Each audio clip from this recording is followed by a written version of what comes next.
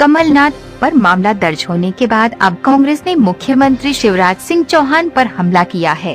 भोपाल के साथ प्रदेश भर में कांग्रेस ने पुलिस को ज्ञापन देकर शिवराज सिंह के खिलाफ शिकायत की है।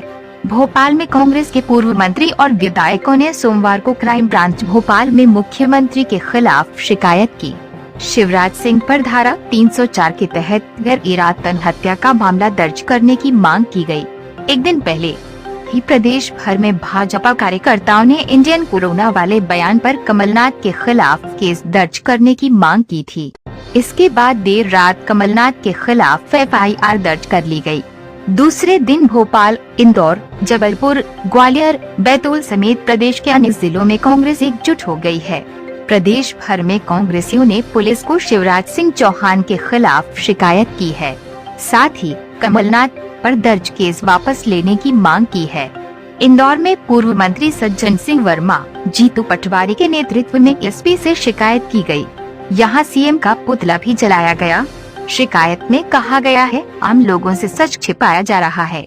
वर्ष 2021 के प्रारंभिक दौर में जैसे ही कोरोना की दूसरी लहर ने प्रदेश में पैर पसारना शुरू किए थे, शुरुआती दौर में स्थिति इतनी भयावह नहीं थी। दूसरी लहर आने के बाद शिवराज उपेक्षापूर्ण व्यवहार करते रहे हैं। उनके इशारे पर कोरोना पीड़ितों की संख्या को छिपाया गया है। यहाँ तक कि श्मशान घाट व कब्रिस्तानों में हुए दाह संस्कारों की संख्या हजारों में रही, लेकिन इसे छिपाया जा रहा है। लोगों से सच छिपाने के लिए शिवराज के ऊपर धारा 304 के तहत गैर इरादतन हत्या का प्रकरण दर्ज किया जाना चाहिए। बैतूल जिले के 3 कांग्रेस विधायकों ने CM के खिलाफ FIR दर्ज करने के लिए आवेदन दिया है। तीनों विधायकों ने SP से मुलाकात की, जिसके बाद आवेदन सौंपा गया। बैतूल विधायक निलय डागा, मुल्ताई विधायक सुखदेव उपांसे और भैंसदेही विधायक धर्मू सिंह सिरसाम के द्वारा आवेदन देकर मामला दर्ज करने की मांग की गई। साथ ही विधायकों ने कोरोना से मरने वालों को 10 लाख रुपए की सहायता देने की भी मांग की। ये बताएं, जो मुख्य एक सवाल यही है कि आंकड़ों में हेरफेर लगातार जारी है। आप लोगों ने देखा है बैतूल में रोजाना कितने लोगों की डेथ हुई है। तो क्या जो कागजों में आंकड़े हैं वो देखे हुए आप लोग देख रहे हैं, हकीकत और कागज क्या सही है और क्या इसके लिए करेंगे? आंकड़ों में हेरफेर तो हो ही रहा है, साथ में सरकार ये षड्यंत्र रच रही है। आज ही का एक किस्सा है, हमारे एक जनपद सदस्य है, उसका भांजा एक्सपायर हुआ 2 दिन पहले और उसको कोरोना से डेथ का सर्टिफिकेट नहीं दे रहे हैं। पहले वो प्राइवेट में था, फिर वो जिला अस्पताल में वेंटिलेटर पे गया। तो जब प्राइवेट वाले ने लिख के दिया है कि वो कोरोना पॉजिटिव था और आपके यहाँ अगर वो वेंटिलेटर पे आया है, तो इसका मतलब ये नहीं है कि कोरोना से मृत्यु नहीं हुई है। तो इस तरह अलग अलग बहाने ढूंढ के ये सरकार गुमराह करने की कोशिश कर रही है और लोगों को मुआवजा नहीं देना चाहती। जैसे पूर्व मंत्री जी ने कहा है कि 5 से 10 लाख रुपए मुआवजा कायदे से देना चाहिए एक मृतक को, उसके परिवार को। तो ये होना चाहिए और अगर नहीं होएगा तो जिस तरह निर्देश आएंगे पूरे ज़िले के अंदर क्रांति लाया जाएगा और आंदोलन के रूप में इस सरकार को पे दबाव बनाया जाएगा कि जिन लोगों ने अपने परिजनों को खोया है उनको मुआवजा मिला। क्या ये संभव है कि सरकार बस ये कह दे कि 31 किसी निश्चित तिथि तक कोरोना खत्म हो जाएगा? तो हो सकता है पिछले साल दिसंबर में इन लोग ने सोचा कि कोरोना गायब हो गया, ख़त्म हो गया और दूसरी वेव आ गई और कोई व्यवस्था नहीं करी, सिर्फ कागज़ों पे घोषणाएं चलती रही। जिस तरह शिवराज सिंह जी को एक नाम दिया था शिवराज सिंह जी का, वो आज साबित भी हो गया है। और अगर आगे भी अगर ये तीसरा स्ट्रेन आया, इसका तीसरा वायरस, तीसरी लहर अगर आई, तो अब हमारे बच्चों के ऊपर भी आएगा। अभी तो बड़े बुजुर्गों पे आ रहा था, अब बच्चों पे भी आएगा। तो सरकार इसकी तैयारी करे और सब लोग मिलजुल के इस पे काम करें, तो हम इस तीसरे वेव से भी बच सकते हैं। तो ये कोरोना से वो खुद भी FIR करवा सकते हैं CM के खिलाफ। क्या बैतूल में जिला कांग्रेस इस तरह का कोई कदम उठाएगी, CM के खिलाफ FIR के लिए आवेदन देंगे? हमने आज दिया है CM के खिलाफ FIR के लिए आवेदन। और निश्चित तौर पर जिन लोगों को यदि कोरोना से मृत्यु हुई है, उनके आंकड़े को यदि उनको कोरोना से मृत्यु प्रमाण पत्र नहीं दिया जाएगा, उसके लिए भी आंदोलन खड़ा करेंगे और जनता के साथ खड़े रहेंगे और जनता को न्याय दिलवा के रहेंगे।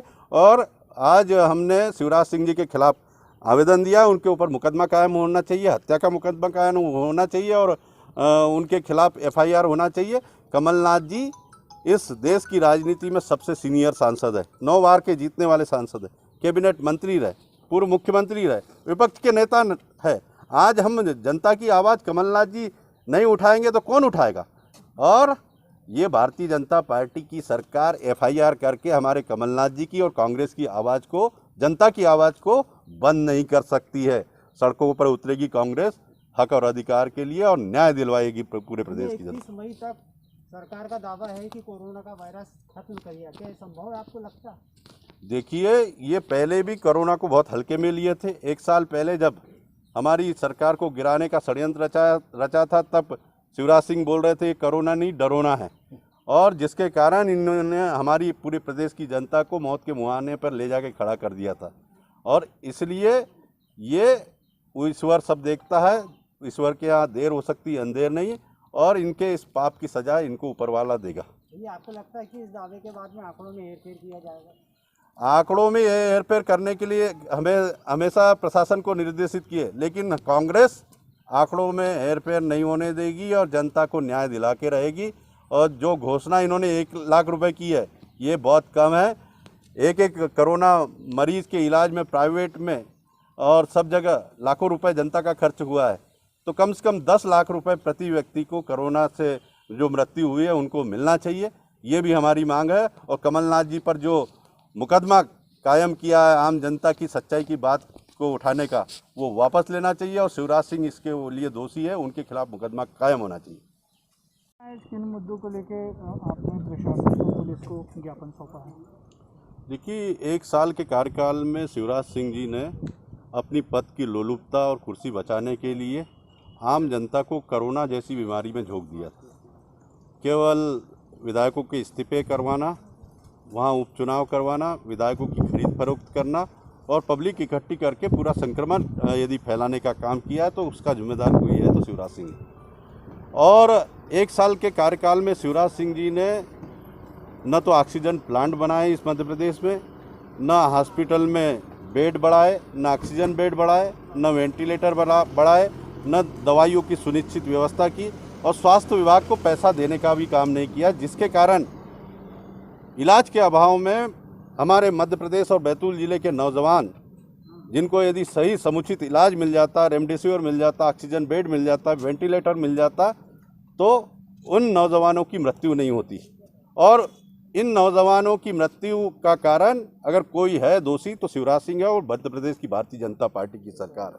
अगर पूर्व मुख्यमंत्री आदरणीय कमलनाथ जी ने इस बात के लिए आम जनता की बात को सच्चाई उजागर करने का काम किया कि पूरे मध्य प्रदेश में 1 लाख लोगों की मृत्यु हुई है, कमलनाथ जी ने तो कम बोला है। बैतूल जिले में ही लगभग 1.5-2 महीने में 5-6 हज़ार लोगों की मृत्यु हुई है। प्रतिदिन लगभग 100 से 150 लोगों की मृत्यु हुई है। इस हिसाब से पूरे मध्य प्रदेश में 1 लाख से बढ़ के मृत्यु हुई है। अगर आम जनता की सच्चाई की बात हमारे पूर्व मुख्यमंत्री कमलनाथ जी ने की है तो उनको षड्यंत्र के तहत इस सरकार ने आवाज़ दबाने के लिए उन पर FIR करने का काम किया है, उसकी हम पुरजोर विरोध करते हैं। पूरे विधायक, जिला कांग्रेस और सारी बैतूल जिले की कांग्रेस उसका ताकत से विरोध करते हैं। और जिन लोगों पे ऊपर जिनकी जिम्मेदारी है, जवाबदेही आज मध्य प्रदेश सरकार की और शिवराज सिंह की, जिनके कारण मौतें हुई है, उनके खिलाफ FIR होना चाहिए, शिवराज सिंह के खिलाफ मुकदमा कायम होना चाहिए, उन्हें अपने पद से इस्तीफा देना चाहिए क्योंकि वो असफल रहे। देखिए, शमशान कभी झूठ नहीं बोलता और एक न एक दिन उजागर होगा। ये इसलिए मौत के आंकड़े को छुपाना चाहते हैं क्योंकि इन्होंने फिर एक झूठी घोषणा की है कि कोरोना से मृत्यु को 1 लाख रुपए दिया जाएगा। अब वो 1 लाख रुपए बचाने के चक्कर में ये मौत के आंकड़े को छुपा रहे हैं, लेकिन आम जनता अब जागरूक हो चुकी है क्योंकि महंगाई की मार है। पेट्रोल महंगा, डीजल महंगा, खाद महंगा, बिजली महंगी, सारी चीज़ें महंगाई है। महंगाई की मार से भी आम जनता त्रस्त हो चुकी है।